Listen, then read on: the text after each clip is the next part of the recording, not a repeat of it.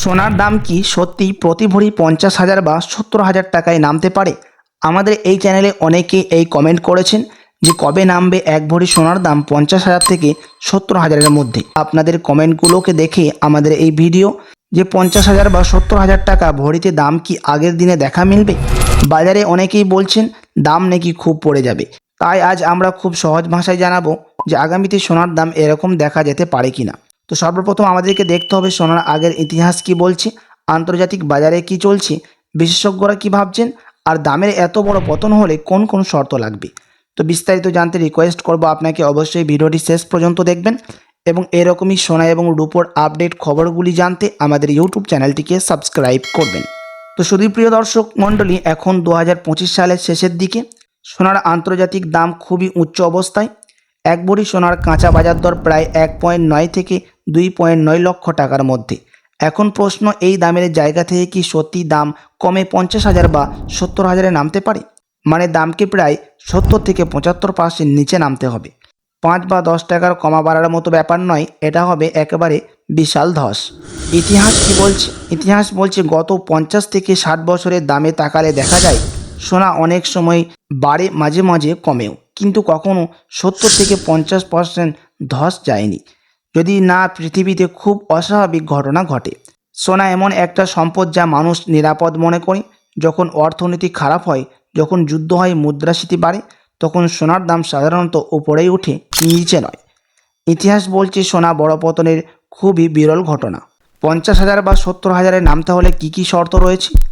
এখন আসল কথা, সোনার দাম এত নিচে নামতে হলে কয়েকটি খুব বড় ঘটনা একসাথে ঘটতে হবে। নাম্বার 1 হচ্ছে পৃথিবীতে সোনা সরবরাহ হঠাৎ অনেক বেড়ে যেতে হবে। মানে মাইনিং থেকে প্রচুর সোনা বের হতে হবে, যা এক বছরে সম্ভব নয়। বিশেষজ্ঞদের মতে এটা প্রায় অসম্ভব। নাম্বার 2 হচ্ছে বিশ্বের সব বড় কেন্দ্রীয় ব্যাংক একসাথে প্রচুর সোনা বিক্রয় করবে। বিশ্বের সবথেকে বড় কেন্দ্রীয় ব্যাংক একসাথে প্রচুর সোনা বিক্রি করবে। তারা সাধারণত সোনা কিনে কিন্তু বিক্রি খুবই কম করে। সবাই একসাথে বিক্রি করবে, এটাই অস্বাভাবিক। যুক্তরাষ্ট্রে সুদের হার হঠাৎ অনেক বাড়তে হবে। রেট বাড়লে ডলার শক্তিশালী হয়, তখন সোনার ওপর চাপ পড়ে। কিন্তু এত বড় পতনের জন্য রেটকে অস্বাভাবিকভাবে বাড়তে হবে, যা ঝুঁকি নিয়ে কোনো দেশই একদিনে করে না।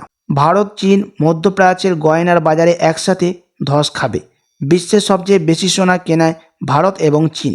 এই দুই দেশের চাহিদা পুরোপুরি বন্ধ হতে হবে, যা বাস্তবে ঘটতে দেখা যায় না। পৃথিবীতে এমন প্রযুক্তি আসবে যার পরে মানুষ সোনাকে আর মূল্যবান মনে করবে না।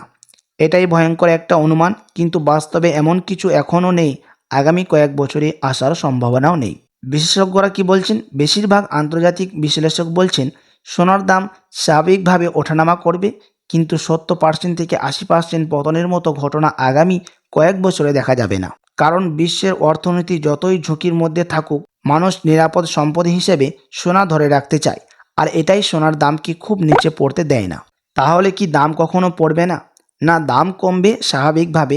হয়তো 5,000, 10,000 বা 20,000 কমতে পারে সময় অনুযায়ী, কিন্তু 50,000 বা 70,000-এ নেমে যাওয়া এটা খুবই অবাস্তব পরিস্থিতি।